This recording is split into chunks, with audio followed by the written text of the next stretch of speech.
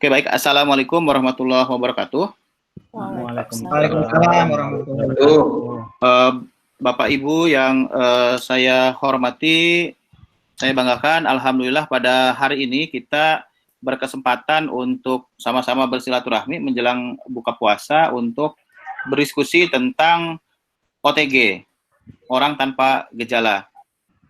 Sebagai pengantar pentingnya diskusi ini hari ini, saya mendapat informasi misalnya di Universitas Sultan Ageng Tirtayasa di Untirta ada satu staf yang dinyatakan OTG, jadi sudah dinyatakan positif COVID-19, kemudian dibawa ke RSUD Derajat, kemudian pula dipulangkan dengan status OTG. Dan saya sebagai awam melihat hal-hal semacam ini seperti iceberg gitu, artinya bisa jadi ada di sekitar kita. Nah, inilah kemudian pentingnya diskusi kita hari ini yang akan menghadirkan para pakar, para praktisi medis yang memang betul-betul memahami persoalan COVID-19 ini. Maka saya berterima kasih sekali kepada Dr. Andika Chandra Putra yang telah bersedia hadir memenuhi undangan kami. Kemudian juga Dr. Nastiti Kaswandani. Terima kasih Dok sudah hadir untuk berbagi juga di sini. Dan nanti diskusi akan dipandu oleh Dr. Sugit. Jadi semua yang memandu maupun yang bicara adalah betul-betul pakar di bidangnya.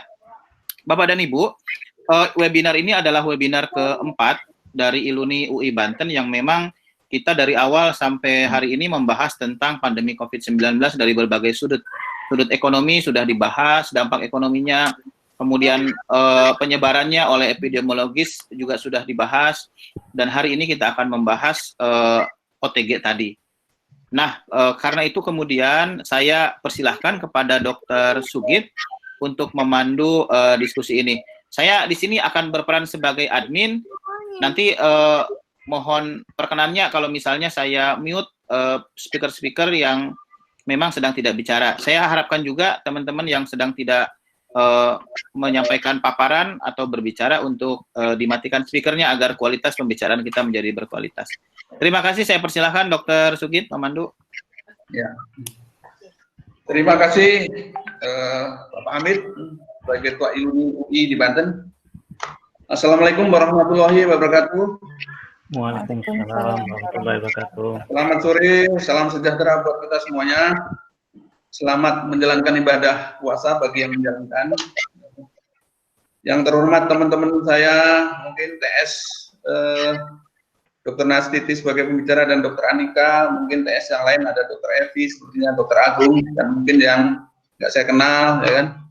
Mungkin teman-teman dari UI non medis, ya, yang saya cintai, berbahagia sekali pada hari ini saya dari Andika disuruh untuk jadi moderator, dan topiknya memang sangat menarik, ya kan, pada hari ini, sore hari ini, ya kan, menjelang kita berbuka puasa, ya, anggap aja mungkin kita bisa buka bersama, jadi kita sambil ngabuburit, ya, dapat pencerahan dari Dr. Andika spesialis paru maupun dari Dr. Nastiti spesialis dokter anak dari Cipto, ya, dua-duanya mungkin dari alumni UI kan pasti. Kebetulan saya alumni UI masuk 85 keluar 92, seangkatan dengan Dr. Evi Kusnandar. Akhir-akhir ini kita sering kesibukan pemberitaan dari TV, memang laporan dari COVID ini makin hari terus bertambah. Sekarang mendekati 11.000, ya. Dan alhamdulillah, tapi yang kesembuhannya meningkat juga terus bertambah. Walaupun yang meninggal juga bertambah juga, kita ikut berduka. COVID ini jadi masalah besar bagi kita semuanya, dampaknya sudah kita rasakan, baik yang langsung kita tenaga medis, ya, yang di lapangan, yang di ujung tombak di bagian layanan, maupun teman-teman yang non medis pun, ya, dari dosen, dari sampai ke pedagang kaki lima, semua kena dampaknya. Pada acara pagi hari, pada sore hari ini, ya, kita akan membahas manifestasi klinik ataupun gejala klinik sebenarnya, gejala klinis dari COVID-19 ya, terhadap kita manusia, walaupun ini dikeluarkan sebelumnya infonya dari hewan, ya kan? Manifestasi klinik dari yang tak bergejala sampai gejala berat, ya kan? Mungkin kita akan mendengarkan paparan dari pakar kita, Dr. Andika maupun Dr. Nastiti, ya kan? Sehingga kita akan tahu dan paham, sehingga kita bisa mencegah atau bisa mungkin kalau toh mungkin kita terkena, ya kan, sudah gejala, kita segera cepat melakukan tindakan yang untuk penyembuhan maupun tidak menular ke yang lain. Banyak istilah baru dari kita juga baru paham, ini ada OTG, ada ODP, ada PDP, ya kan, mungkin kita akan lebih jelas lagi. Kita dengarkan presentan pada sore hari ini. Untuk sesi pertama mungkin dari Dr. Andika dulu ya, dari spesialis paru. Siap, Dok. Selamat sore Dr. Andika. Sore, Dok. Persahabatan ya, Dok ya? Iya, Dok. Dengan Budi Antariksa di sana, Dok ya? Oh iya, bosnya saya, Dok. Iya, iya. Ya. Mungkin saya persilakan Dr. Andika untuk memberikan gambaran untuk masalah COVID-19 ini, Dok. Silakan, ya. Waktu saya berikan, Dok. Baik, terima kasih, Dok. Jadi pertama saya perkenalkan, saya Dr. Andika. Kebetulan saya belajar dan bekerjanya di Departemen Pulmonologi FKUI, Rumah Sakit Persahabatan, dan kebetulan saya salah satu murid dari Dr. Nastiti. Jadi saya juga bisa berbahagia bisa ketemu sama Dr. Nastiti. Ya, jadi bukan murid.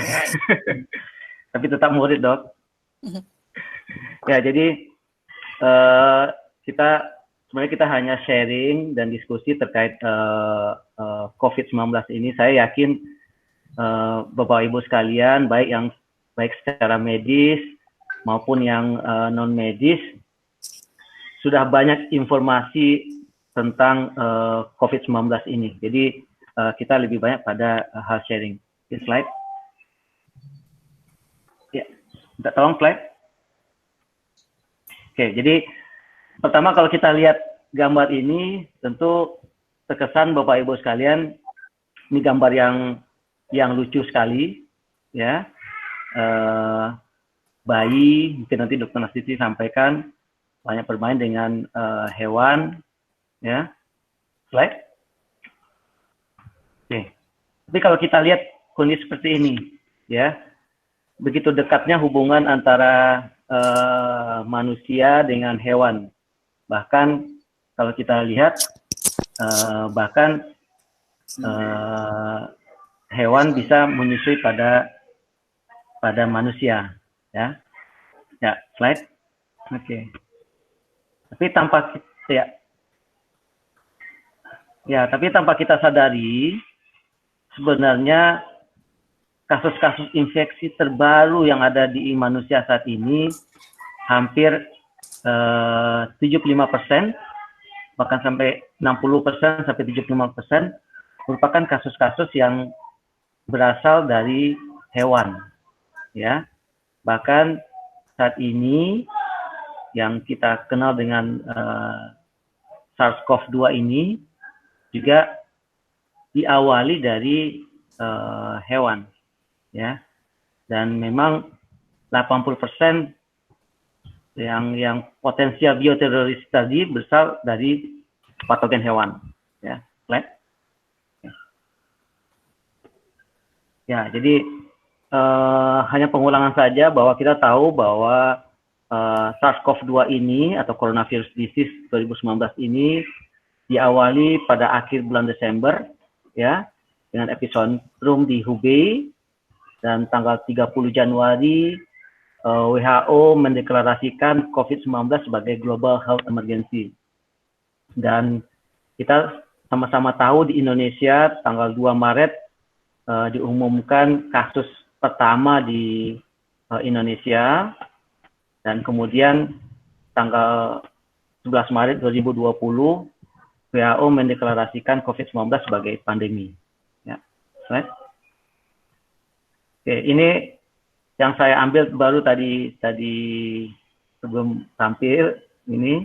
Jadi sampai saat ini kasus, oh ini salah, yang dari masih 24 April ya. Jadi kalau 24 April kasus masih 8.000, tapi saat ini sudah hampir 10 ribuan lebih ya. Oke, slide. Oke, ini masih tanggal 25 April ya, bahwa kasusnya masih 8.000 dan memang salah satunya Jakarta dan juga Banten merupakan daerah epicentrum di Indonesia ya. Oke, slide. Oke, jadi per definisi, karena saya yakin masih banyak yang awam terkait COVID ini. Jadi COVID-19 ini nama penyakit, ya, penyakit infeksi dan disebabkan oleh Severe Acute Respiratory Syndrome, coronavirus 2. Kenapa 2? Karena pendahulunya, yaitu SARS, itu memiliki kemiripan genetik kurang lebih 80% dengan SARS yang pertama, dan COVID-19 ini adalah nama penyakitnya. Ya, jadi SARS-CoV-2 itu merupakan virus penyebabnya, sedangkan penyakitnya kita sebut dengan COVID-19. Right? Ya, jadi pada awalnya coronavirus ini kita anggap merupakan virus zoonotik, artinya transmisi dari hewan ke manusia, dan coronavirus ini merupakan virus RNA dan bersirkulasi di hewan, ya. Diduga awalnya asal dari kucing dan kelelawar, yang mengalami outbreak, ya, dan secara kode genetik SARS-CoV-2 ini hampir mirip dengan pendahulunya, yaitu SARS. Ada beberapa coronavirus lainnya. Jadi sampai saat ini ada 7 human coronavirus yang menulari manusia, yang ada pada manusia, dan 2 sebelumnya, yaitu SARS dan MERS-CoV, juga masuk pada famili dari coronavirus, ya. Dan terakhir saat ini adalah SARS-CoV-2 yang menginfeksi manusia, ya. Jadi kalau kita bicara perbandingan, kalau medis tentu kita hanya bicara tentang case fatality rate, ya. Case fatality rate sampai saat ini untuk COVID-19 bervariasi di masing-masing negara, tapi secara global itu antara 5% sampai 9%. Ya. Berbeda dengan SARS-CoV yang pertama, itu case fatality rate-nya range antara 10 sampai 15%, sedangkan MERS-CoV itu case fatality rate-nya lebih besar lagi, itu kurang lebih antara 30 sampai 35%. Yang menjadi masalah adalah reproduction number dari SARS-CoV-2 ini. Ya, jadi kemampuan penularan dari SARS-CoV-2 ini jauh lebih tinggi dibanding dengan SARS yang pertama maupun yang MERS-CoV-2. Ya, jadi secara fatality rate memang lebih rendah, tapi kemampuan reproduksinya itu jauh lebih tinggi dibanding dengan pendahulunya, yaitu SARS maupun MERS. Ya, itulah yang menjadi penyebab kenapa SARS-CoV-2 ini menjadi pandemi, karena kemampuannya melakukan spreading pada banyak negara dan banyak tempat. Ya. Slide. Slide.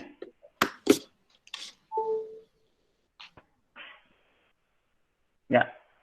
Tadi saya sampaikan bahwa memang sampai saat ini transmisi dari manusia ke manusia itu diduga melalui droplet, ya, seperti batuk dan bersin, kemudian juga karena kontak erat, baik berupa menyentuh atau melalui jabat tangan, atau penularan melalui benda atau permukaan, sehingga diperlukan kita melakukan cuci tangan yang sering agar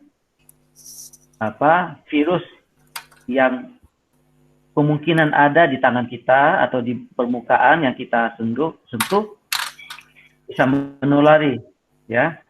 Dan kemudian juga ada kemungkinan, ya, penularan melalui kontaminasi feses, ya, karena dari beberapa penelitian diketahui bahwa dari feses pun ditemukan virusnya, ya, sehingga dari feses pun diduga terjadi penularan. Slide. Ya. Tapi ini menjadi masalah baru, ya. Jadi kemarin saya baca-baca suatu jurnal, ya, memang masalah airborne transmission ini masih menjadi polemik, ya. Walaupun dari WHO masih beranggapan penularan melalui droplet, tapi saya tidak mau masalah kontroversi. Ini disebutkan lebih kepada small droplet, ya. Jadi dengan terjadinya small droplet, kita ketahui kalau large droplet secara gravitasi penularan bisa terjadi dalam jarak 1-2 meter, ya. Tetapi pada small droplet ini, si virus yang secara ukuran sangat kecil bisa menular lewat small droplet dan dapat memiliki jangkauan yang lebih panjang, ya, bisa sampai 10 meter, ya. Inilah yang menyebabkan bahaya dari SARS-CoV-2 ini, walaupun ini terus terang masih membutuhkan penelitian untuk memastikan apakah memang penyebaran virus ini bisa melalui airborne atau hanya melalui small droplet, ya. Jadi kalau misalnya nanti ada Bapak Ibu sekalian yang bisa memeriksa viral load dengan jarak berapa meter atau melalui airborne, mungkin bisa kita ajak ikut penelitian, ya. Oke, slide. Oke, jadi sehingga dengan adanya kewaspadaan tentang airborne transmission atau small droplet ini, tentu ada beberapa hal yang harus kita sadari, ya, yang menjadi kewaspadaan kita. Pertama, tentu sangat dianjurkan untuk meningkatkan pertukaran udara, ya, baik di rumah, baik di gedung, atau juga di tempat kita berada, ya. Kemudian sangat dianjurkan menggunakan ventilasi yang natural, ya. Kemudian juga dianjurkan untuk menghindari udara-udara yang bersifat resirkulasi, ya. Kemudian menghindari berada pada satu tempat yang secara langsung flow udaranya mengenai kita, terutama misalnya di AC misalnya, atau proses resirkulasi. Kemudian memang sharing atau jumlah orang pada suatu lingkungan atau suatu kamar atau suatu ruangan itu memang dianjurkan seminimal mungkin, ya, karena resiko yang saya sampaikan tadi penularan melalui small droplet. Ya, slide.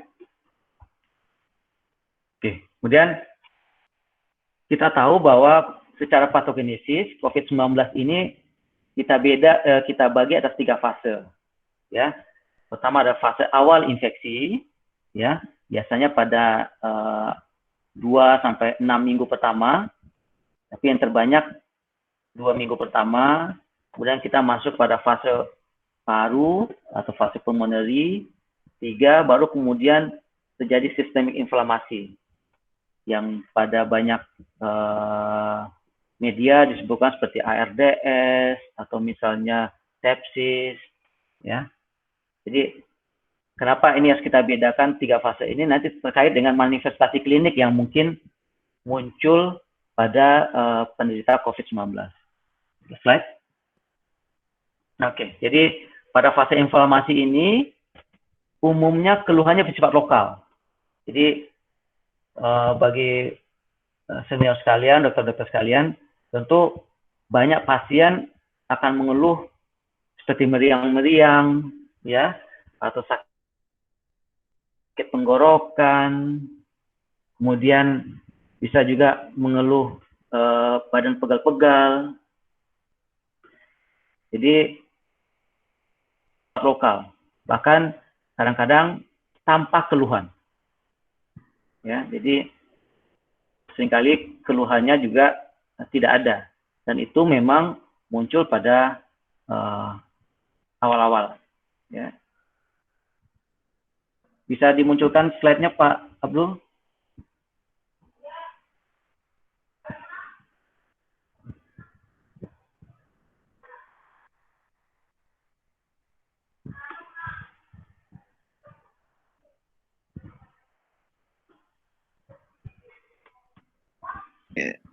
Ya, kemudian setelah fase awal infeksi, kemudian akan muncul fase paru, ya. Pada fase paru ini tentu keluhannya terkait dengan paru, banyak akan mengeluh batuk-batuk, ya. Kemudian bisa terjadi sesak nafas karena memang inflamasi dari paru tadi menyebabkan proses radang di paru, ya. Yang pada akhirnya paru menjadi rusak, kemudian terjadi penurunan oksigen, dan bahkan jika itu berlanjut bisa menyebabkan inflamasi yang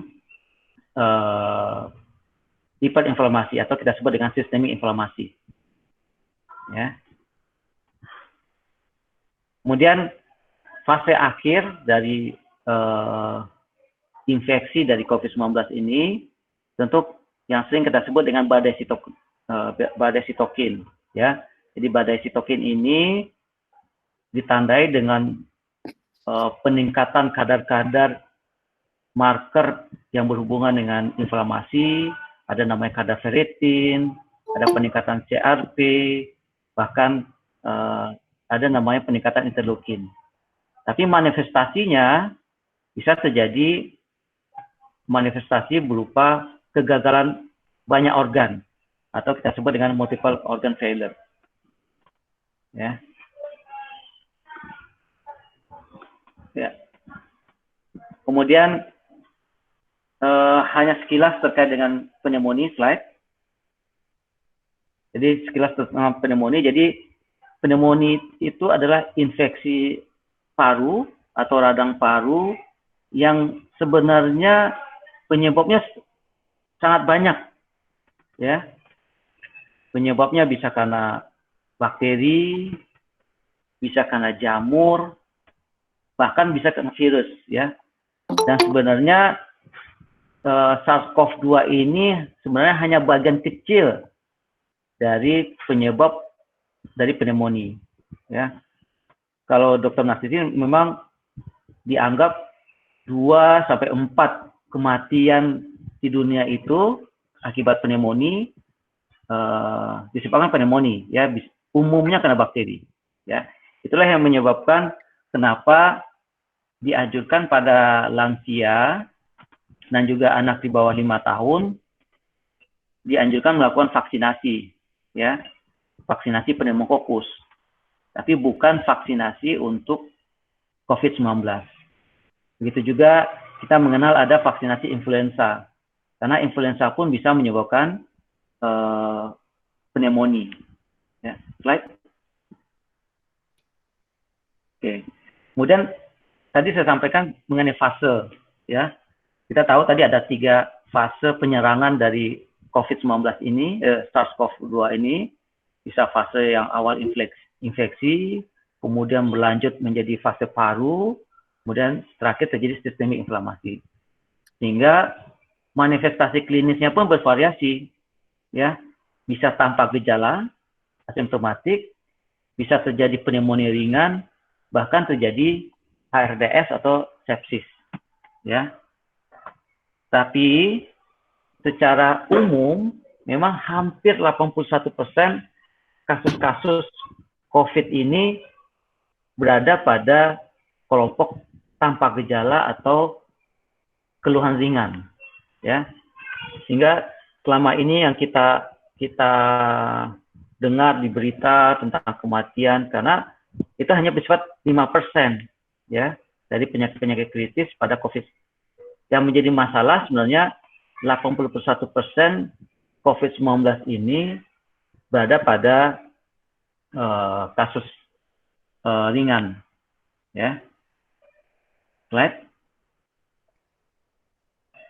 Oke, kemudian tadi saya sampaikan masa inkubasi atau masa perbanyakan dari SARS-CoV-2 ini dalam tubuh bervariasi antara 2 sampai 14 hari, umumnya antara 2 sampai 9 hari, dengan rata-rata dari banyak kasus, baik kita di Indonesia juga maupun di luar, kurang lebih 5 sampai 6 hari.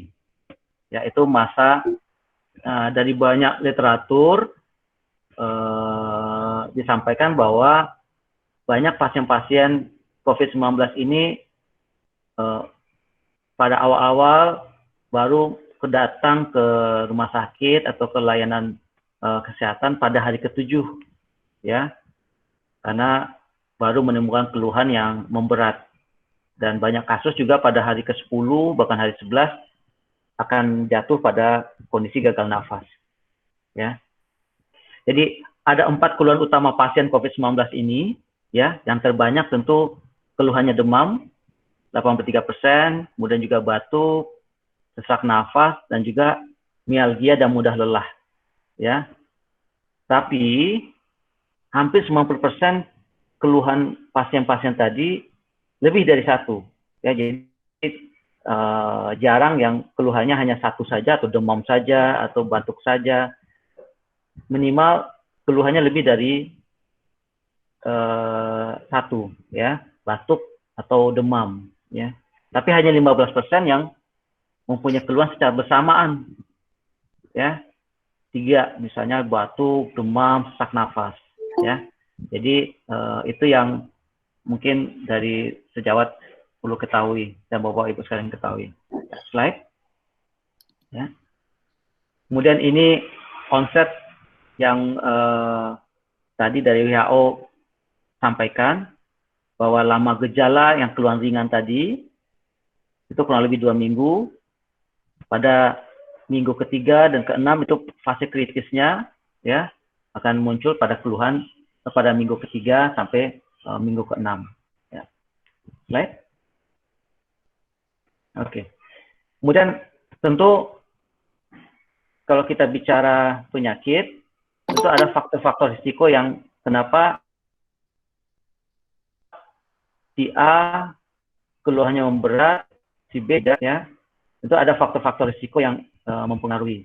Dan kita sudah sama tahu bahwa memang populasi yang rentan seperti usia lanjut di atas 60 tahun, atau mungkin nanti Dr. Nasisi juga pada usia-usia yang anak-anak, walaupun anehnya pada SARS-CoV-2 ini kasus-kasus pada anak-anak juga dilaporkan tidak banyak yang berat, tapi terutama pada populasi dengan penyakit komorbid seperti perokok, ya, atau penyakit diabetes mellitus, itu berisiko untuk jatuh pada penyakit kritis, ya. Right? Oke, jadi tentu kaitannya dengan COVID-19 ini di Indonesia mendefinisikan ada 4 kelompok. Ya, ada kita kenal namanya orang tanpa gejala (OTG), orang dalam pemantauan atau pasien dalam pengawasan, maupun pasien terkonfirmasi, ya. Sebenarnya WHO ada satu lagi kita sebut dengan probable, tapi di Kementerian Kesehatan tidak menggunakan itu. Yang kita maksud dengan probable ini adalah orang-orang yang hasil real-time PCR-nya inkonklusif, atau orang-orang yang memang pemeriksaan PCR-nya tidak bisa kita lakukan, ya. Slide. Oke, jadi secara per definisi, orang tanpa gejala merupakan orang yang tidak bergejala dan memiliki risiko tertular dari orang positif COVID-19. Atau orang yang tanpa gejala tapi mempunyai kontak erat dengan kasus positif COVID-19. Ya. Jadi dari definisi ini tentu kita sampaikan bahwa orang tanpa gejala itu sebenarnya orang yang belum positif COVID, ya.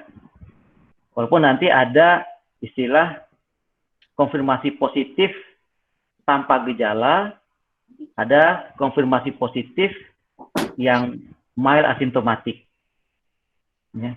Jadi yang kita maksud dengan OTG, kita mempunyai kontak erat jika ada kontak fisik dalam jarak 1-2 meter. Dari beberapa literatur sampaikan jarak antara 10-15 menit, ya. Contohnya misalnya petugas medis atau tenaga kesehatan yang tidak menggunakan APD sesuai standar yang merawat pasien-pasien COVID-19, atau kita berada dalam satu ruangan, ya, itu kita sebut dengan kontak erat. Ya, slide. Oke. Sedangkan orang dalam pemantauan, ya, saya meringkaskan, kita jangan terlampau fokus pada riwayat perjalanan atau punya kontak dengan positif, ya, karena kita sekali lagi sudah daerah epicentrum, tentu itu bukan menjadi hal yang mendasar lagi. Intinya kalau ODP pada fototruk tidak ditemukan gambaran pneumonia, ya, tapi pada pasien-pasien ini mengeluhkan ada demam atau riwayat demam atau riwayat gangguan sistem pernafasan. Slide. Sedangkan PDP pada fototruk terdapat gambaran pneumonia. Itu aja yang membedakan antara ODP dengan PDP. Ya, slide. Oke. Sedangkan yang kita maksud dengan pasien terkonfirmasi, kalau dari hasil pemeriksaan tesnya, dalam hal ini dari pengambilan spesimen dari saluran nafas atas maupun saluran nafas bawah dengan menggunakan PCR, hasilnya positif. Sehingga kita sebut dengan pasien terkonfirmasi positif. Ya. Slide. Ya, ini beberapa literatur. Jadi banyak sekali literatur yang menyampaikan tentang kasus-kasus yang asimptomatik atau kita kenal sekarang sebagai OTG. Ya, jadi kalau saya boleh mengklasifikasikan, sebenarnya ada 3 macam OTG. Ya, orang tanpa gejala yang asimptomatik, artinya orang-orang ini sebenarnya terkonfirmasi positif, tapi tanpa ada keluhan. Ya, inilah yang kita sebut dengan silent spreader, yang bisa menyebabkan penularan ke banyak orang. Dan itu memang dari banyak studi itu sudah dilaporkan. Sebagai contoh, misalnya di kapal pesiar Diamond Princess, ya, itu ada 18% kasus-kasus yang bersifat asimptomatik. Bahkan beberapa waktu lalu saat saya ikut observer di Pulau Sebaru, ada satu juga kasus pasien ABK Diamond Princess ini, kalau kita tanya dia nggak ada keluhan sama sekali, ya, tidak ada keluhan demam, tidak ada keluhan batuk, sehingga OTG yang asimptomatik ini yang memang berisiko untuk menulari. Ya. Yang kedua, ada klasifikasi namanya OTG pre-asimptomatik, pre-simptomatik. Ya. Sehingga yang saya sebut dengan OTG pre-simptomatik ini adalah orang-orang yang baru terinfeksi atau baru pada fase awal infeksi COVID-19. Ya, pada orang-orang ini karena masih masuk pada minggu-minggu pertama, keluhannya masih ringan, ya, yang bersifat lokal, tapi fase itu merupakan fase yang infeksius, ya. Dan yang ketiga adalah OTG yang mild asimptomatik. Ya, yang mild asimptomatik artinya orang-orang yang sebenarnya punya keluhan, tetapi keluhannya dianggap ringan sehingga tidak waspada terhadap kondisi ini. Ya, slide. Oke, sehingga dari hal tersebut ada beberapa hal yang menurut saya penting kita lakukan, yang perlu kita ketahui bahwa 5-80% orang yang terkonfirmasi positif itu umumnya bersifat asimptomatik atau tanpa gejala. Ya. Kemudian screening yang hanya didasari oleh keluhan itu akan menghasilkan kasus-kasus yang miss, ya. Kemudian umumnya kasus tanpa gejala terjadi dalam 2-6 minggu pertama, dan baru kemudian setelah fase simptomatik yang muncul baru akan ada keluhan. Dan OTG ini bisa terjadi baik pada anak-anak maupun juga pada dewasa. Right? Oke, sikap kita yang perlu kita lakukan, ya, tentu screening yang hanya didasari pada keluhan atau pengukuran suhu saja itu tidak cukup, ya. Jadi banyak tempat hanya berdasarkan keluhan, menurut saya tidak cukup. Kemudian yang terpenting juga mencegah personil yang tidak esensial masuk di rumah atau bertandang ke rumah, itu menurut saya mungkin bisa kita hindari. Kemudian tentu bagi tenaga kesehatan selalu menggunakan APD yang sesuai, ya. Jangan beranggapan orang yang tanpa keluhan tidak berisiko untuk menulari. Kemudian juga mengurangi kunjungan ke suatu tempat. Kemudian yang terpenting adalah screening berdasarkan tes.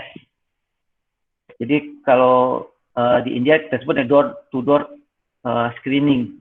Jadi inilah pentingnya surveillance dan tracking pada pasien-pasien yang terkonfirmasi positif.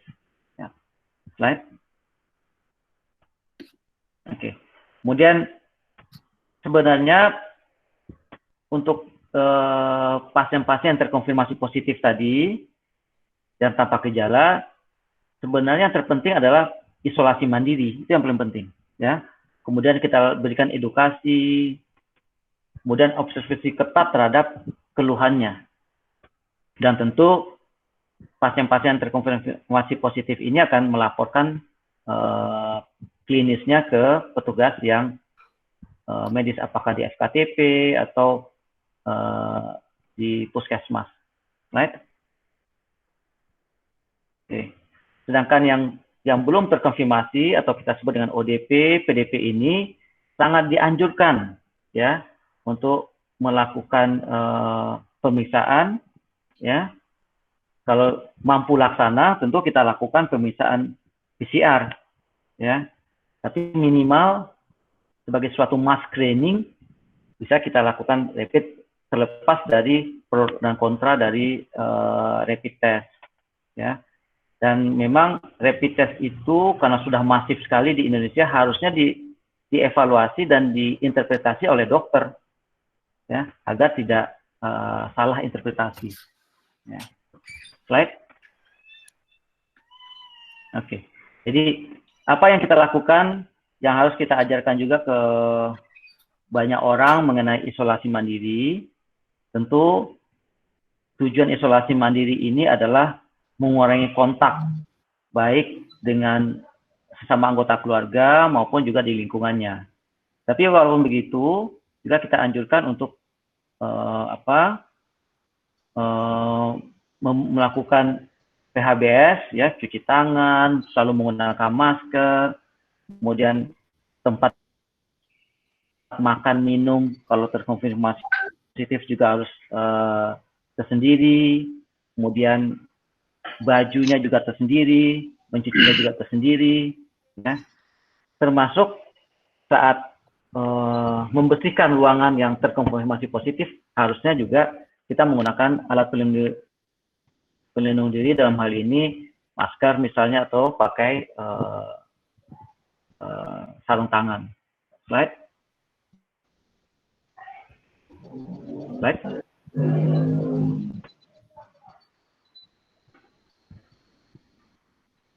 Sebentar.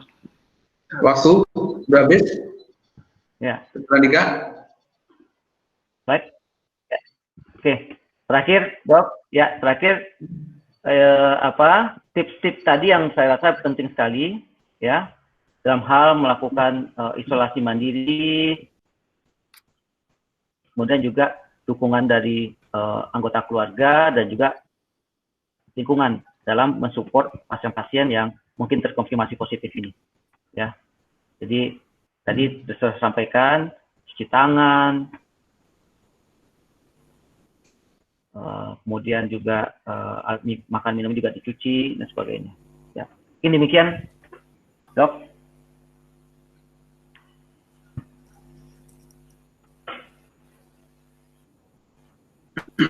Ya, terima kasih Pak Andika presentasinya.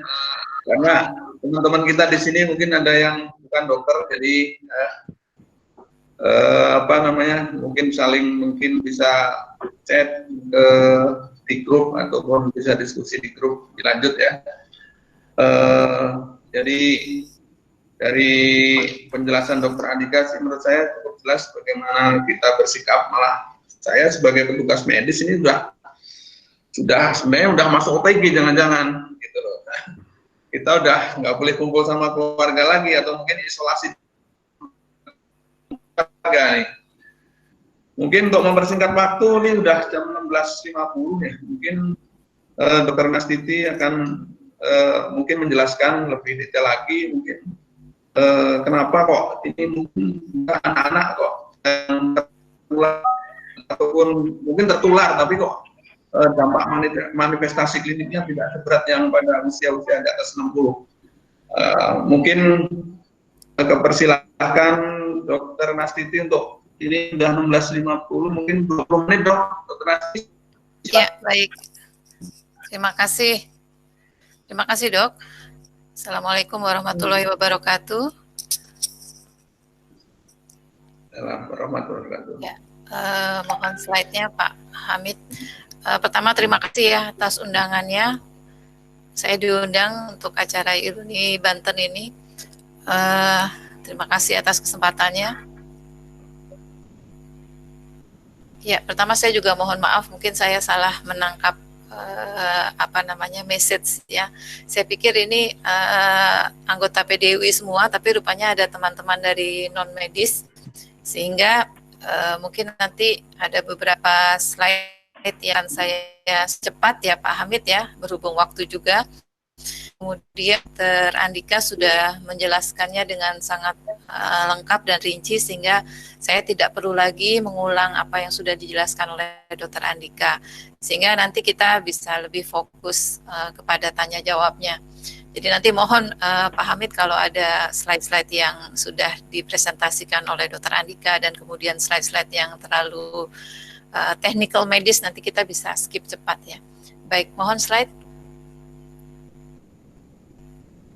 Ya, tadi ini sudah dijelaskan juga oleh Dr. Andika, hanya menegaskan kembali nama penyakitnya itu COVID-19 atau COVID-19, virus penyebabnya dinamakan SARS-CoV-2 karena yang dulu pernah menyebabkan pandemi juga yaitu SARS coronavirus yang pertama. Jadi ini yang membedakan penamaannya. Mohon slide. Nah, saya ingin menggarisbawahi mengenai situasi pandemi saat ini. Ini laporan dari 1 hari yang lalu ya. Di dunia itu sudah 3,2 juta kasus. Dengan angka kematian itu sekitar 7%. Angka nasional kita sampai kemarin 10.843. Mungkin hari ini tembus 11.000 ya kita mungkin tadi yang sudah sempat mendengarkan update-nya. Dengan kasus kematiannya sudah lebih turun daripada pekan-pekan lalu ya, sudah di bawah 8% ya, kemarin kan masih di atas 8%. Semoga ini angka kematiannya terus berkurang. Mohon slide. Nah, tapi memang laporan pada anak itu tidak sebanyak pada dewasa, tadi Dr. Andika sudah menyebutkan. Jadi beberapa laporan yang kita dapatkan dari jurnal-jurnal itu paling banyak memang dari Cina, itu menyatakan bahwa anak itu, kalau anak itu kan definisi WHO maupun IDA itu 18 tahun ke bawah itu definisi anak, maka artikel yang dari Cina itu menyatakan bahwa persentase untuk di bawah 19 tahun itu hanya 1%. Demikian juga di Eropa, Italia dan UK itu angka kisaran persentase anak dari jumlah kasus keseluruhan itu sekitar 1-5%. Nah, dari suatu laporan di Cina itu yang cukup besar ya, pada 2000 kasus anak itu dilakukan tes, yang terkonfirmasi dari 2000 itu ada sekitar 700%. Jadi angka konfirmasinya cukup tinggi. Dari 700 yang terkonfirmasi itu, yang tidak memiliki gejala atau asimptomatik dan yang gejalanya sangat ringan itu mendominasi. Jadi sampai lebih dari 55%. Sedangkan gejala sedang itu hanya sedikit dan gejala beratnya itu hanya 5%. Mohon slide. Ini yang saya ambil dari websitenya DKI, karena hanya DKI yang menampilkan piramida usia ya. Kalau kita lihat di piramida usia dari laporan di DKI pada anak di bawah 19 tahun, dibandingkan dengan jumlah yang terkonfirmasi sekitar 44.000, maka kalau diambil angkanya mungkin sekitar 150 sampai 120, maka persentase kasus anak itu sekitar 2-4% dari keseluruhan kasus. Jadi ini senada dengan laporan-laporan di dunia yang menyatakan bahwa persentase kasus anak itu sekitar 1-5%. Mohon slide. Sehingga ini laporan dari Worldometer mengenai kematian, sama seperti halnya laporan yang tadi ditampilkan, bahwa angka kematian itu paling tinggi, makin tinggi itu makin tinggi usianya, makin tinggi angka kematiannya, sedangkan pada anak angka kematiannya sangat kecil. Ini laporan dari New York City, dari 6.000 itu angka kematian di bawah 18 tahun hanya 3. Itu pun yang 3 ini adalah mereka yang dengan underlying condition. Artinya dengan underlying condition di sini adalah anak tersebut yang mengalami kematian itu sudah memiliki penyakit dasar sebelumnya yang bisa membuat kalau dia terkena infeksi COVID-19 gejalanya menjadi berat, karena anak itu sendiri sudah mempunyai penyakit kronik biasanya seperti keganasan atau leukemia, penyakit ginjal kronik, kemudian penyakit jantung bawaan, itu biasanya penyakit paru kronik, seperti kalau di Amerika dan Eropa ada yang namanya penyakit cystic fibrosis, itu menjadi underlying sehingga kalau anak itu terkena COVID-19 bisa menjadi parah dan bisa menjadi meninggal. Mohon slide. Nah, sehingga banyak yang menanyakan kenapa kok kasus anak tuh lebih ringan atau lebih sedikit dibandingkan orang dewasa. Dari berbagai teori ada beberapa yang menghubungkannya dengan 3 faktor besar. Yang pertama faktor pajanan atau paparan. Kalau dibandingkan orang dewasa, memang anak itu mobilitasnya jauh lebih sedikit dibandingkan orang dewasa, sehingga paparannya pun juga lebih sedikit. Kita tahu orang dewasa itu mobilitasnya sangat tinggi, ada yang bepergian dengan KRL, ya, ada yang bepergian naik pesawat terbang sebelum dilarang, sehingga mobilitasnya dan pertemuannya dengan orang itu lebih banyak dibandingkan dengan anak. Anak tuh hanya terbatas dari tempat lain, kemudian sekolah. Kemudian yang kedua adalah faktor dari host, artinya faktor dari kondisi si anak itu sendiri. Yang paling kuat teorinya adalah apa yang dinamakan dengan reseptor angiotensin converting enzyme 2. Pada anak itu maturitas dari reseptor itu masih sedikit, ekspresinya masih sedikit. Sehingga ini menyebabkan karena si virus itu menempelnya di reseptor ini, maka kalau anak yang reseptornya masih sedikit atau belum terlalu berkembang, sehingga severitasnya atau persentase infeksinya menjadi lebih rendah dibandingkan orang dewasa. Teori lain dari segi tubuh anak itu sendiri, bahwa anak itu dari kecil memang lebih sering terkena infeksi virus. Kita tahu kalau anak tuh kena batuk pilek itu kan sering sekali yang kita sebut dengan selesma atau common cold, itu sering terjadi pada anak, sehingga dia relatif lebih terlatih untuk menghadapi infeksi virus. Kemudian yang cukup penting juga adalah faktor lingkungan ya. Faktor lingkungan itu dikatakan memang anak itu hanya sedikit terpajan asap rokok. Kita tadi sudah mendengar Dokter Andika menjelaskan bahwa perokok merupakan faktor risiko untuk terjadinya severitas yang lebih tinggi. Tetapi ada tetapinya. Ada suatu laporan di jurnal mengatakan bahwa meskipun anak itu sekarang persentase kesakitan maupun kematiannya masih sangat sedikit, ini belum tentu akan selamanya. Jadi ini mengacu pada dulu pandemi influenza tahun 1918 di Spanyol. Waktu awal pandemi influenza di Spanyol 1918 yang disebut dengan Spanish flu itu, memang angka kejadian pada anak juga sangat rendah.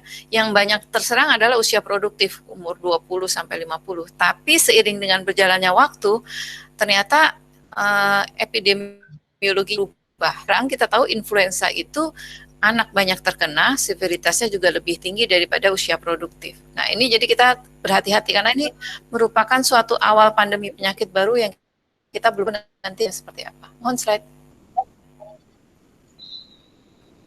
Ya, ini buat teman-teman di medis, salah satu contoh kasus yang berakhir dengan kematian anak usia 17 tahun. Dia itu tidak sampai 24 jam dirawat di rumah sakit, dia ada underlying penyakit keganasan yang disebut rhabdomyosarcoma. Jadi walaupun sedikit, memang angka kematiannya bisa terjadi pada mereka yang mempunyai penyakit dasar sebenarnya. Dalam hal ini rhabdomyosarcoma adalah penyakit kanker atau keganasan, sehingga anak itu waktu terkena COVID-19 dia menjadi sangat berat kondisinya dan sulit untuk ditolong. Mohon slide. Ya, ini saya skip saja slide, skip lagi karena tadi sudah dijelaskan oleh Dr. Andika. Slip lagi. Nah, ini saya ingin mengemukakan tadi beberapa definisi. Yang disebut OTG adalah seseorang yang tidak bergejala tapi memiliki resiko tertular. Kalau orang dewasa, dia paling banyak itu selain dengan kontak erat dengan kasus yang terkonfirmasi, kalau orang dewasa itu paling banyak memang tenaga medis. Jadi tenaga medis seperti tadi Bapak moderator kita, jangan-jangan saya OTG. Ya betul dok, memang idealnya tenaga medis itu harus cek secara berkala untuk melihat status COVID-nya, karena kita termasuk yang risiko tinggi. Paling banyak kalau orang dewasa OTG itu mungkin tenaga kesehatan atau orang dewasa yang merawat orang yang terkonfirmasi. Nah, kalau anak-anak OTG itu paling banyak adalah anak yang tinggal atau mempunyai hubungan keluarga dengan pasien dewasa yang terkonfirmasi kasus COVID, atau dia belum tahu kasus konfirmasinya, tapi anak itu yang mesti kita perhatikan kalau nanti kita menanyakan adalah anak itu mempunyai atau tinggal bersama orang dewasa yang mempunyai risiko tinggi. Siapa anak yang mempunyai orang dewasa yang risiko tinggi? Yaitu orang dewasa yang mobilitasnya masih tinggi atau orang dewasa yang kemudian pekerjaannya memang risiko tinggi seperti tenaga kesehatan. Nah, ini dokter atau dokter anak, saya lihat ada beberapa teman SPA juga bergabung di acara ini. Kalau kita menanyakan tentang, karena sekarang sudah zona merah semua di hampir semua lokasi kita. Kalau kita menanyakan kemungkinan dia besar paparannya, maka kita tidak lagi menanyakan pergi kemana, dari Bali, dari Cina, atau dari Australia, tapi kita menanyakan berapa orang dewasa di rumah itu, kemudian berapa banyak orang dewasa di rumah itu, kemudian apa pekerjaannya, dan seberapa sering mobilitas keluar dari orang dewasa di rumah. Yang kita dapatkan misalnya ada anak yang positif karena orang tuanya bekerja di Wisma Atlet misalnya, atau orang tuanya bekerja setelah PSBB ini masih bekerja dan menggunakan KRL misalnya, itu termasuk yang risiko tinggi. Mohon slide. Ya, ini tadi orang dalam pemantauan, ini istilah-istilah yang agak membingungkan mungkin. Orang dalam pemantauan itu paling ada riwayat demam atau salah satu dari gejala pernafasan seperti batuk pilek. Mohon slide. Nah, kalau pasien dalam pengawasan itu dia biasanya mempunyai 2 demam, kemudian disertai dengan gejala pernafasan seperti batuk, pilek, sakit tenggorok, sampai terjadinya radang paru atau pneumonia yang berat. Mohon slide. Ini tadi kasus konfirmasi sudah dijelaskan oleh Dr. Andika, slide. Nah, ini kalau kita lihat dari berdasarkan beratnya kasus, memang ada yang tanpa gejala, ada yang ringan, ada yang sedang atau berat. Nah, kapan anak itu dikategorikan sedang atau berat? Kalau dia sudah mempunyai gejala pneumonia. Tadi Dr. Andika sudah menjelaskan apa itu pneumonia. Yang ingin saya garis bawahi adalah gejala awal pneumonia, ini untuk teman-teman non-medis, bahwa kalau pada anak diawali dengan demam, batuk, ataupun pilek, dan pneumonia itu mulai kita bisa deteksi dari adanya perubahan pola napas pada anak. Kalau anak balita itu ada cara untuk menghitung frekuensi napas. Kalau dia disertai dengan perubahan frekuensi napas atau napasnya lebih cepat dari biasanya atau yang dalam bahasa medis disebut dengan takipnu, maka dia sudah masuk ke gejala pneumonia. Jadi kalau ada anak dengan demam, batuk, hitung nafasnya dalam 1 menit berapa. Kalau melebihi dari cut off-nya, maka kita katakan dia takipnu atau sudah ada gejala pneumonia. Berapa cut off-nya? Di bawah 2 bulan itu 60, 2 bulan sampai 12 bulan itu 50, kemudian 1 tahun sampai 5 tahun itu 40 kali per menit. Kalau melebihi itu, maka kita katakan bahwa napasnya cepat. Slide. Ya, mohon slide lagi, terus kita skip saja. Skip saja. Tadi gambaran klinisnya sudah dijelaskan oleh Dr. Andika. Nah, ternyata kalau dibandingkan dengan SARS, penyakit yang dulu, kemudian dengan influenza, maka kita lihat bahwa pada influenza lebih banyak kasus-kasus yang berat dibandingkan dengan COVID-19 pada anak. Sehingga memang severity untuk influenza lebih tinggi dibandingkan dengan COVID-19. Mungkin teman-teman dari medis mengetahui bahwa limfopenia merupakan salah satu penyaring, tapi kalau pada anak tidak adanya limfopenia kemudian meniadakan suspek itu menjadi kesalahan karena kita mengetahui bahwa tidak semua kasus menunjukkan limfopenia. Hanya 30% saja yang limfopenia, ya. Mohon slide. Slide terus ini ringkasan yang tadi, slide juga gambaran adre. Slide lagi. Ya. Kita sekarang banyak mendengar tentang rapid test ya. Apa kaitannya rapid test dengan PCR misalnya? Katanya rapid test negatif belum tentu dia bebas COVID.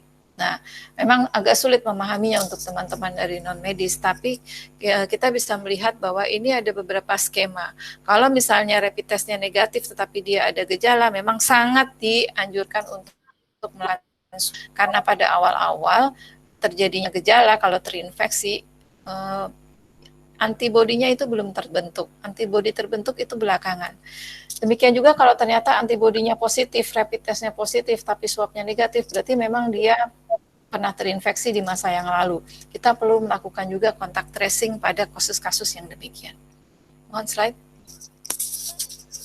Slide ini untuk teman-teman medis. Ini gambar scan, semua sudah memahami ada istilah GGO. Mohon slide. Ya, ini ada suatu systematic review. Systematic review itu artinya penulis mengumpulkan artikel-artikel dari beberapa jurnal dan ingin menggabungkan menjadi suatu kesimpulan yang bisa lebih tinggi evidence-nya atau bukti klinisnya bahwa kalau pada anak memang gejalanya tuh paling banyak adalah demam, kemudian batuk kering dan fatigue, atau anak itu tampak lemah, kelelahan seperti habis bekerja berat atau seperti habis beraktivitas yang berat. Kemudian banyak juga yang asimptomatik atau tidak bergejala. Mohon slide.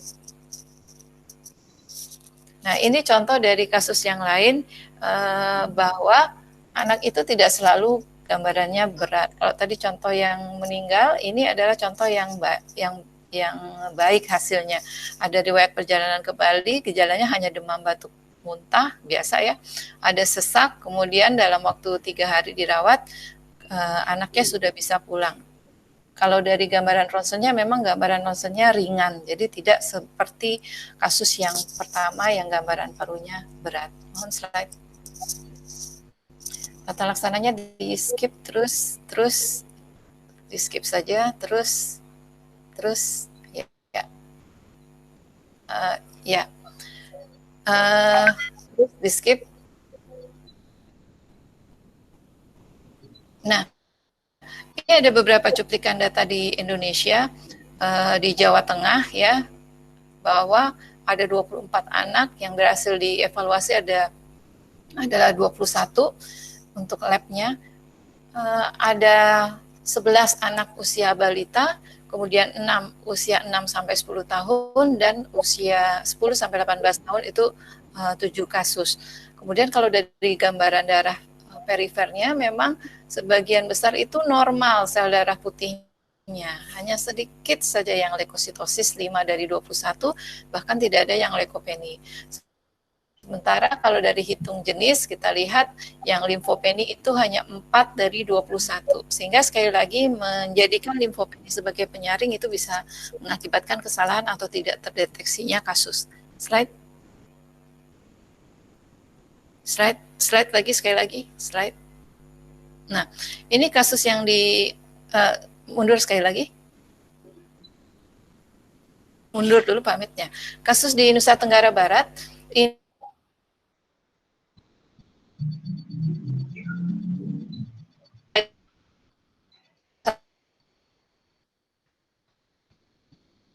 sinyalnya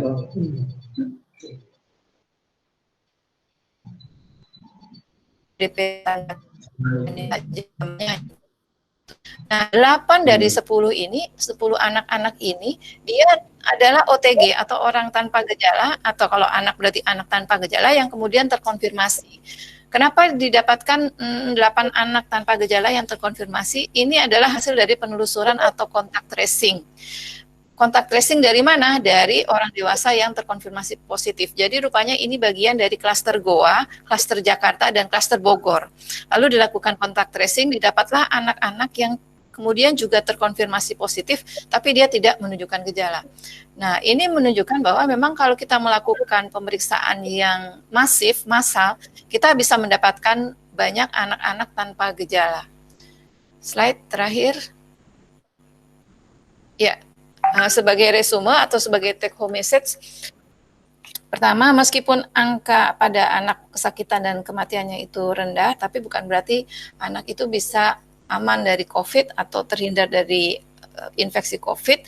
Terutama kita mesti memberi perhatian pada anak-anak yang mempunyai underlying condition.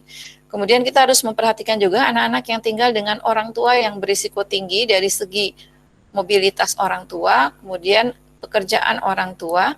Dan untuk mencegah terjadinya OTG yang terkonfirmasi atau infeksi ini, kita menjalankan PHBS, physical distancing. Kemudian jangan lupa ada message untuk anak-anak, kita lanjutkan imunisasi sesuai dengan jadwalnya. Karena memang imunisasi itu penting, terutama adalah imunisasi yang terkait dengan pneumonia. Tadi dokter sudah menjelaskan, ada 5 sebenarnya imunisasi yang terkait pneumonia, DPT, HIB, kemudian campak, PCV, tadi pneumococcus, dan influenza. Kalau anak itu terkena COVID-19, biasanya dia bisa mengalami koinfeksi atau terinfeksi dengan mikroorganisme lain. Yang paling banyak memang influenza atau pneumococcus. Sehingga perlu membekali anak-anak itu dengan imunisasi yang lengkap supaya kalau nanti terinfeksi pun tidak akan menjadi berat. Saya kira cukup sekian dulu. Terima kasih. Assalamualaikum warahmatullahi wabarakatuh.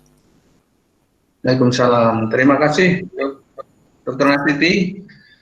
Lebih jelas lagi tadi orangnya menambahkan dari Dr. Andika. Ya. Dok, kita ini kan di primer ini kan hampir menghadapi pasien batuk pilek panas tuh 70% kita.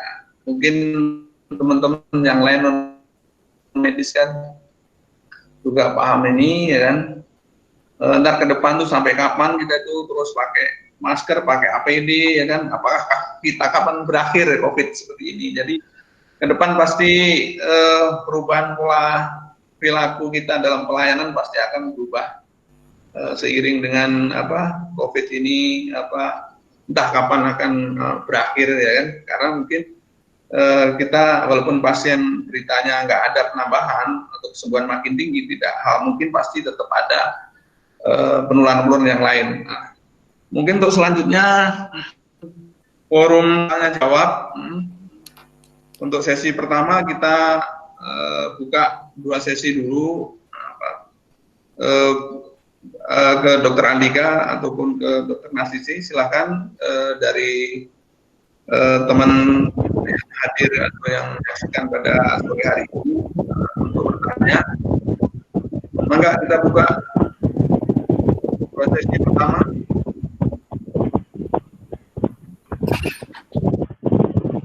Mohon maaf Pak Dokter Sugit, itu di kolom chat sudah banyak yang mau bertanya. Oh itu. ya.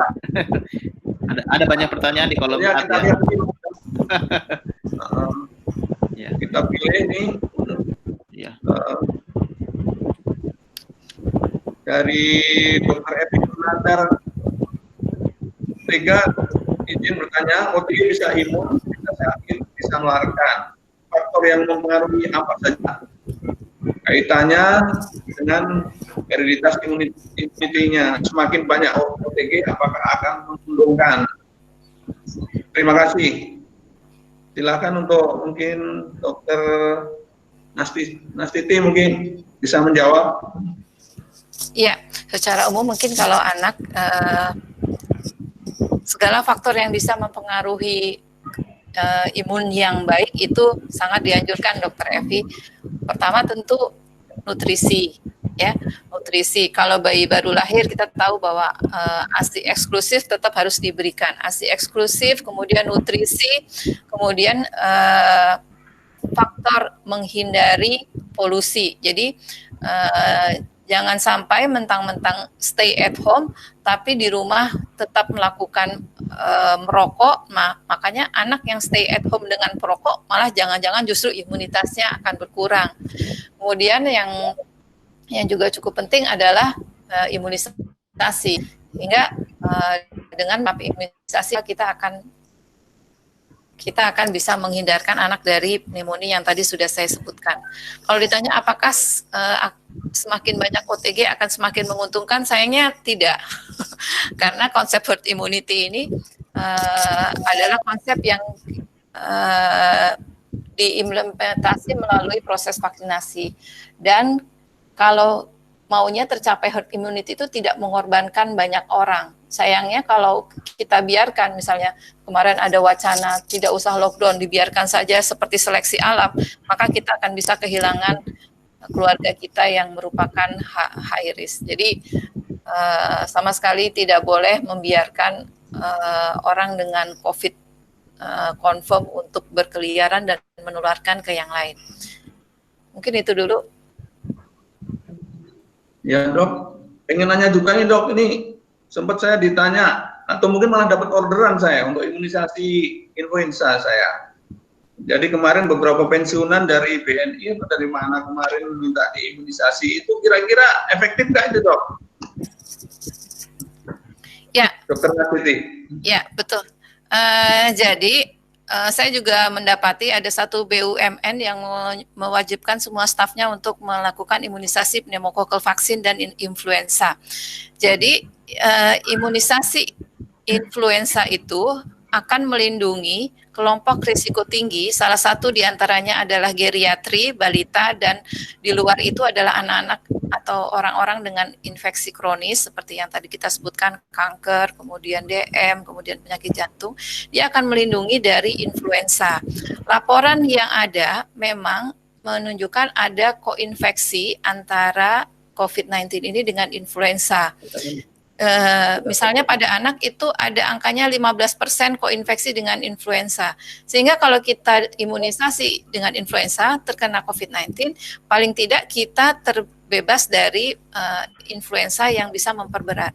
Karena kita cakupan imunisasinya sangat rendah untuk influenza, maka saya bisa mengerti kalau beberapa panduan dari PDPI, dari PAPDI maupun IDAI itu memberikan obat influenza yaitu oseltamivir untuk diberikan kepada yang terkena COVID-19 karena coverage imunisasi influenza kita rendah. Walaupun hal ini ditentang oleh ahli mikrobiologi, itu reseptornya beda antara COVID-19 dengan influenza. Iya betul, karena kita tidak mengobati COVID-19-nya, kita mengobati influenza yang bisa memperberat kondisinya. Mungkin Dokter Andika bisa menambahkan pada dewasa.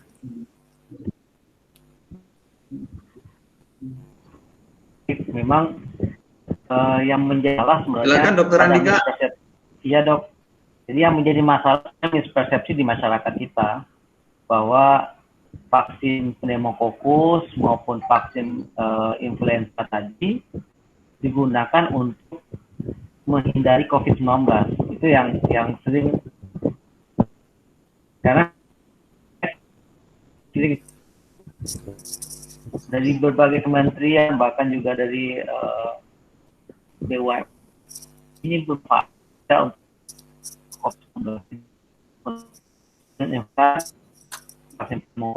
yang paling penting kita sampaikan bukan untuk mencegah COVID-19, tapi memang kita anjurkan pada orang-orang dengan populasi tertentu dan kondisi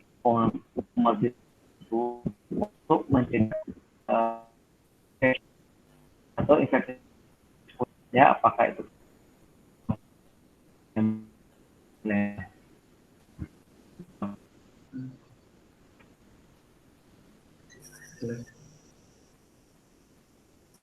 Cukup. Pertanyaan dari Intan. Ya, saya sudah membaca pertanyaannya. Bisa langsung saya jawab ya, Dokter Sudi. Iya, dari Dokter Intan mengenai evidence based vitamin C, vitamin D, dan imunomodulator. Sayangnya memang terapi-terapi ini semua tidak ada yang dilaporkan dalam bentuk RCT atau clinical trial, tapi hanya laporan-laporan bahwa itu memberikan hasil. Yang ada laporannya vitamin C. Untuk imunomodulator yang lain seperti ekinase saya belum membaca, mungkin nanti Dr. Andika bisa menambahkan. Sedangkan untuk yang nomor 2, OTG yang merupakan kontak erat dengan terkonfirmasi positif memang dianjurkan swab 2 kali dengan jarak 14 hari. Kalau kondisinya tidak memungkinkan untuk mengulang yang swab kedua dan hasil pertamanya negatif, apakah dianggap cukup? Kalau misalnya dia tidak mempunyai kesempatan untuk mengulang yang kedua, pada saat setelah diketahui dia punya kontak dengan yang terkonfirm kemudian melakukan isolasi mandiri, artinya tidak tinggal lagi bersama yang positif, memisahkan diri dari yang positif, kemudian memantau gejala selama 14 hari tidak timbul gejala apa-apa, barangkali kita menganggap kalaupun dia nanti terkonversi menjadi positif, dia termasuk yang OTG. Artinya bisa saja terinfeksi tapi dia tidak bergejala. Yang paling penting adalah setelah tahu bahwa dia melakukan kontak dengan konfirmasi positif, ada memisahkan diri dari yang terkonfirm itu, kemudian swabnya pertama negatif, kita ikuti selama 14 hari apakah ada gejala atau tidak. Sebisa mungkin di swab, kalau tidak di swab ya tidak apa-apa, tapi tetap melakukan physical distancing dengan orang lain. Mungkin itu. Dokter Andika mungkin punya evidence mengenai vitamin D, imunomodulator, ekinase. Ya, jadi sama seperti yang Dokter Nasi sampaikan, memang sampai saat ini belum ada evidence-nya yang meyakinkan memang untuk termasuk pemberian obat asitromisin, oseltamivir maupun protokol-protokol yang kita anjurkan.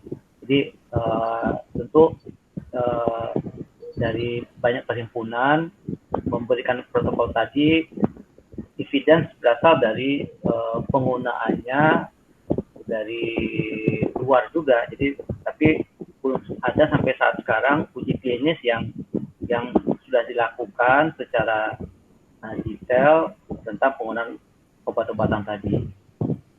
Jadi terkait dengan vitamin C dan termasuk protokol-protokol obat-obat yang dianjurkan. Ya, Dok. Ya. Kemudian mungkin pertanyaan selanjutnya dari Patricia Gunawan. Dokter Andika bisa jawab? Bisa dibacakan nanti, tadi habis hilang, Dok. Ulang. Ya. Mungkin saya Oh, jawab ini dulu, Dr. Sugit ya. ya. Ya, ini anak dengan demam dan diare, kemudian rapid testnya IgG-nya yang positif. Apakah perlu dilakukan tes PCR? Iya, perlu dokter, karena anak itu sempat mengalami gejala. Kita ingin tahu apakah dia sudah, kalau artinya kalau IgG-nya positif, dia pernah terinfeksi. Nah, kalau dia sudah pernah terinfeksi, apalagi dengan ada gejala, kita perlu melihat apakah dia sudah mengalami konversi dengan PCR-nya menjadi negatif atau belum. Jadi ini penting juga untuk mendeteksi apakah dia akan tetap stabil keadaan klinisnya.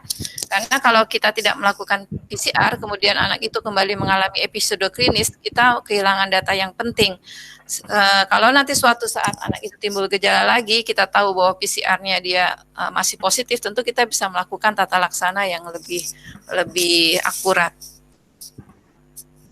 Ya, menambahkan intinya apapun hasil rapid test, terutama yang hasil rapid testnya positif, memang dianjurkan dilakukan pemeriksaan PCR. Apakah nanti rapid testnya yang IgG-nya atau IgM-nya yang positif, dari protokol tetap dianjurkan untuk dilakukan pemeriksaan PCR. Kemudian, Dr. Sigi, saya tadi saya membaca pertanyaan tentang siapa yang harusnya melakukan swab, ya. Jadi tentu kalau tergantung dari masing-masing rumah sakit, tapi di beberapa rumah sakit memang yang melakukan swab tadi ahli mikrobiologi atau analisnya, ya, yang sudah dilatih, termasuk ahli patologi klinik. Bahkan di tempat kita di Rumah Sakit Persahabatan bisa juga dilakukan pengambilan swab oleh dokter gigi maupun oleh dokter THT.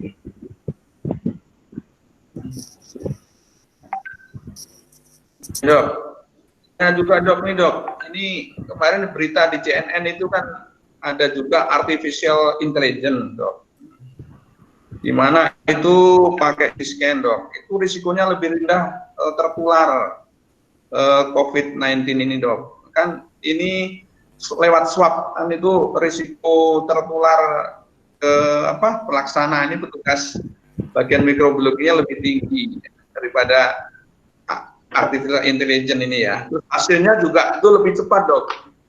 Kira-kira di Indonesia yang udah pakai itu udah direncanakan di mana, Dokter Andika?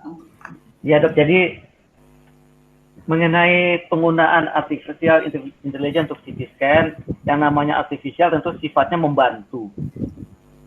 Ya, memang kita menggunakan bantuan komputer untuk mempermudah si analisnya dalam mendiagnosis suatu penyakit. Ya, jadi kalau ditanyakan apakah artificial intelligence ini membantu, pasti ya membantu dalam kita mendiagnosis CT scan. Tapi perlu juga diingat, artificial intelligence yang terutama digunakan untuk CT scan ini tergantung juga dengan waktu saat dilakukan pemeriksaan. Ya, kita tahu ada beberapa gambaran CT scan yang menunjukkan kecurigaan terhadap COVID-19 ini. Jadi memang tidak sepenuhnya artificial intelligence ini bisa kita percayai, tapi namanya membantu pasti. Tergantung dari siapa di belakang yang menganalisis artificial intelligence ini, dok. Yang tahu saya dari Kementerian Kesehatan memang kita ada diundang untuk pengembangan artificial intelligence ini di beberapa rumah sakit rujukan COVID. Tapi yang saya ketahui baru dalam tahap kita belajar untuk artificial intelligence ini. Demikian dok. Ya, terima kasih dok. Ini mungkin masih ada waktu 3 menit lagi. Mau di satu pertanyaan lagi mungkin dok.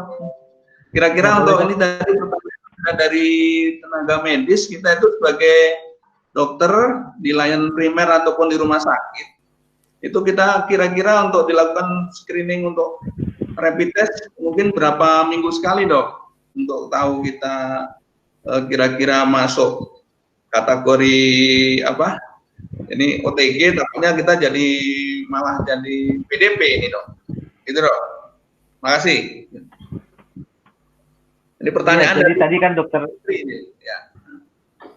Ya, jadi tadi dari dokter Nastiti juga sampaikan ada gambaran grafik mengenai pembentukan antibodi.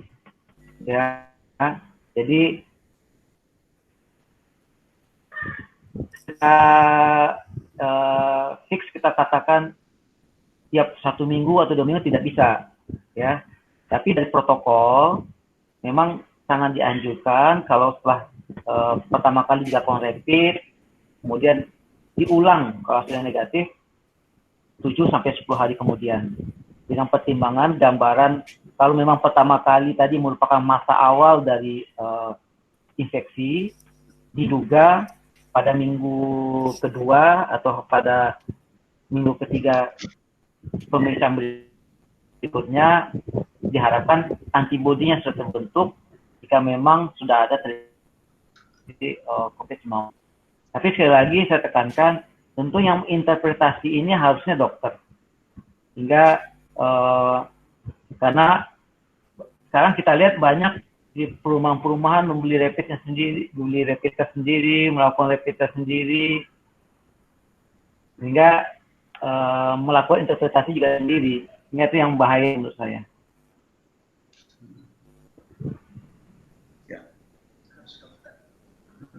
Demikian dok. Ya, ya dok. Waktu sudah menunjukkan jam 17.30. Mungkin acara diskusi pada sore hari ini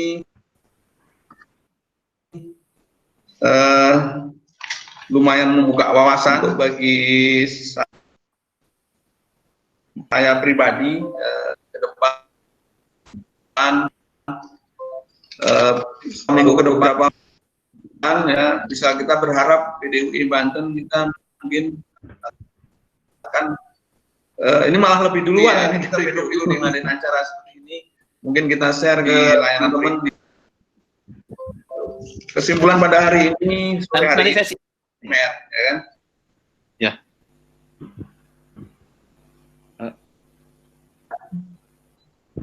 Ya Pak Hamid. Ya, nanti saya siapkan rekamannya, saya posting di YouTube, bisa dipelajari oleh banyak orang dan bermanfaat. Kemudian saya juga minta izin ke para pembicara untuk mengirimkan slide-nya dalam bentuk PDF, saya PDF-kan untuk ke para peserta yang tadi banyak yang request di chatting ya. Mohon izinnya. Ya. Silakan Pak. Ya, mangga Pak Sugit. Ya.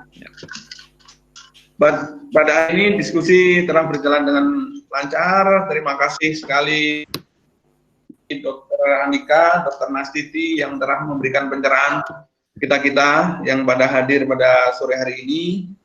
Ya, semoga bermanfaat. Intinya kita tenaga medis tetap harus pakai APD dan terstandar untuk yang umum, cuci tangan, social distance ya. Kemudian masuk ke beberapa ruangan, mungkin kalau ke rumah sakit atau mungkin klinik selalu pakai masker. Itulah untuk menjaga kita dari bahaya tertular ataupun tadi OTG yang mungkin di antara kita atau mungkin saudara kita ya kan, teman kita yang biasa ngobrol ya, seperti itu. Demikian kita tutup pada acara diskusi hari ini.